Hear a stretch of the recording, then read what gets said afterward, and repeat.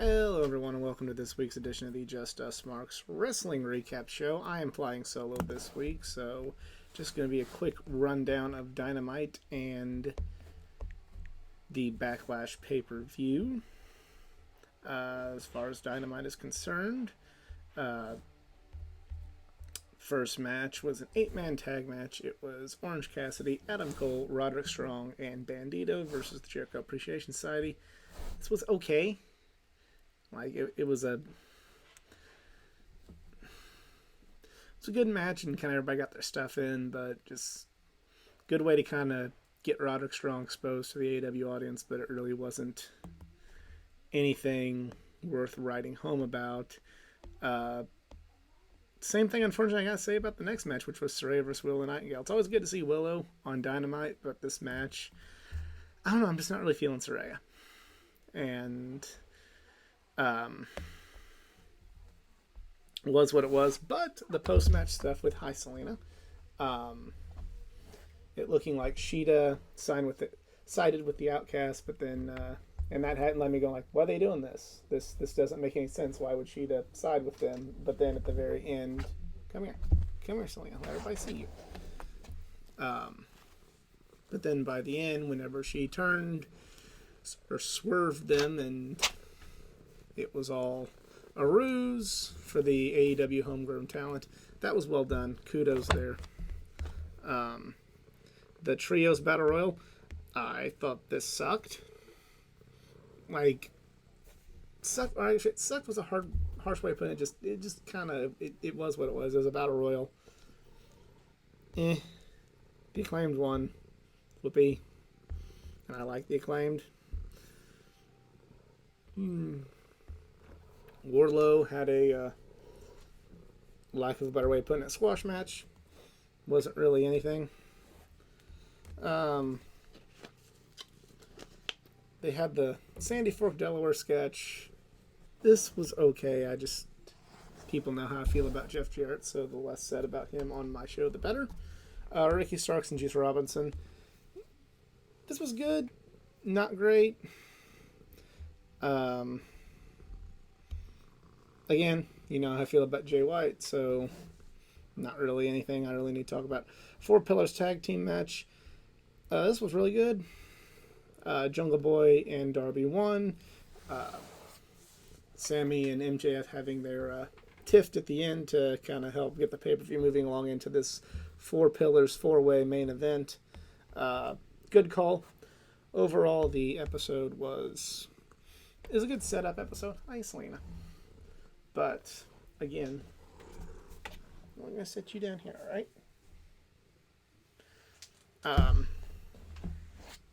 But overall, it wasn't really... It was a good setup episode, and you do need these in your wrestling, but it's not anything that, not something that the hardcore AEW fan base, I believe, would be super duper interested in. So, but overall, decent night. Then we go to WWE Backlash. This was a really good pay-per-view, or premium live event, or whatever the fuck they want to call it now. Start off with, in my opinion, it's not match of the year, but it could very well be in the top 10 at the end of the year. Bianca Belair versus Io Sky. This was a great match. This was, for me, match of the night. They just awesome match. People should go out of the way to watch this one. Bianca did great. Io did great.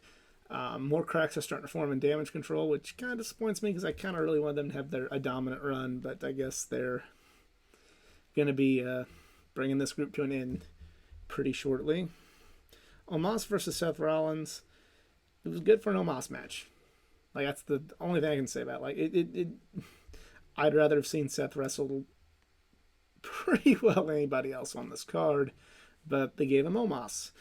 And, I get the spectacle of Omos, but it's not my cup of tea, but this was a decent match. Good on Seth. Triple threat match for the U.S. title. Austin Theory versus Bronson Reed versus Bobby Lashley. Good match. The the ending to the match was good because I feel like it still leaves meat on the bone for Lashley and Austin Theory, but then on the flip side of things, we've kind of seen that one a lot, so I feel like they're kind of running that in the ground. But then I guess on the flip side, they're both on SmackDown, and Roman is champion, and he's never there. And he's not going to be there, and if they're going to keep this up with 2 brands, 2 championships, and with SmackDown, Roman being pretty well the absentee champion, there probably isn't anything left for somebody like Lashley to do. So there's that. Rhea Ripley versus Zelina Vega. This match was okay. Zelina going into Puerto Rico in front of her family, the WWE trope of having the hometown person lose struck again, but she got a really, really, really cool moment before and after the match, even in defeat. So this was still a good night for Zelina, but they kind of put themselves into a corner. You have Zelina Vega in this big match, and in front of her home country, and you can't. She's not going to win because it's too early for Rhea to lose. So it was a damned if you do, damned if you don't sort of situation, but still a really good match. Bad Bunny versus Damian Priest was excellent. I give a slight nod to Bianca and Io for match of the night, but this shows how good Damian Priest is. It did have a lot of extra stuff that kind of wouldn't make the wrestling purists of this community proud, but on the flip side of things, it was fun, and Bad Bunny's a good wrestler, and I like seeing Carlito, and I really like seeing Savio Vega again. You can give Savio Vega all the belts as far as I'm concerned. And for the first time in a long, long time, a Canadian Destroyer into the match. You don't see that very often, so kudos to Bad Bunny for actually letting the Canadian Destroyer into match. 6-man tag. The Bloodline versus Riddle, Zayn, and Kevin Owens. This match was good. The crowd was really hot for it. A lot of people didn't like the ending, but I feel like if they're going to keep progressing this explosion storyline, maybe having them win and then Solo getting the win can play into that a little bit more. I don't know. I really, even with the cracks forming, I really don't like the idea of just the 3 literal brothers losing to not so much Owens and Zayn, that's fine, but the adding Riddle in is just like, well, here's a random makeshift team and they have better chemistry than the Bloodline. I don't know, kind of felt like another damned if you do, damned if you don't situation. Then finally we get to the main event. Cody Rhodes versus Brock Lesnar. This match was good. It was neither guy's best match. Lesnar's had better matches with AJ and with Daniel Bryan and hell, even Roman Reigns. And then Cody Rhodes has had better matches in his career, be it with his brother, hell, everyone. But it was still a good match. And I like the story they told with this match. I think Brock Lesnar got busted open for real, and that wasn't supposed to happen, but it did play into the story really well.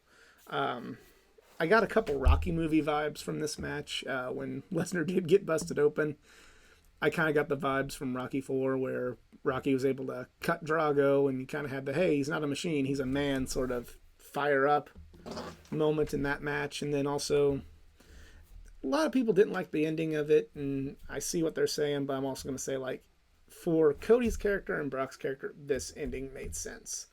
Cody is not going to overpower Brock Lesnar. He's just not going to do that. He's not going to out-grapple Brock Lesnar. That just don't happen.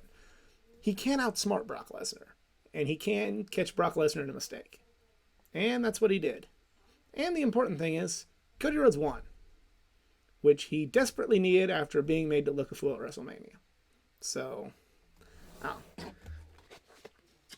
anyway, flying solo this week. Everybody's kind of busy, including me, so we just wanted to kind of get my quick thoughts on the week in wrestling. So if you enjoyed this video, please give it a like, share, subscribe. Come back next week when we might have the more crew to engage in more discussion. But follow me on my social media pages as well, facebook.com/athleticgeek89, Twitter athletic_geek89, Instagram athleticgeek89. And that, I'm out.